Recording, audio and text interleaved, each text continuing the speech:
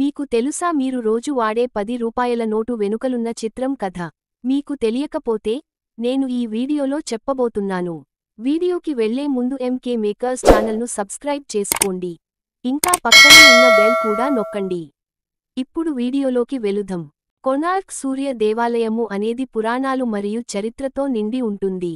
ఒక ప్రముఖ కథ ప్రకారం కింగు నరసింహదేవ వారు 13వ శతాబ్దంలో సూర్యదేవత అయిన సూర్యుడు యొక్క పూజ కోసం ఈ దేవాలయాన్ని నిర్మించారు.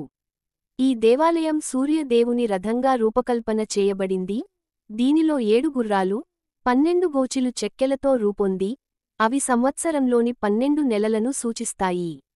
ఈ దేవాలయ నిర్మాణానికి సంబంధించిన ఓ ప్రసిద్ధ కథ ప్రకారం, దేవాలయ నిర్మాణాన్ని బిసు మొహరానా అనే అద్భుతమైన శిల్పి, అతని కుమారుడు లంగుల కలిసి చేశారు. కొంతకాలం తర్వాత, రాజు బోయ్ యొక్క నిర్మాణ నైపుణ్యాలను చూసి అతనిపై ఆశ్చర్యం చెందాడు. అయితే, ఆ అమ్మవారి శాపం ఈ దేవాలయంపై పడినట్లు చెప్తారు, మరియు ఈ శాపంతో దేవాలయం నిర్దేశమై పోయింది. సంఘటనలు, ప్రకృతి విపత్తులు మరియు ఆక్రమణల కారణంగా ఈ దేవాలయ నిర్మాణం కాలాంతరంలో ధ్వంసమైంది.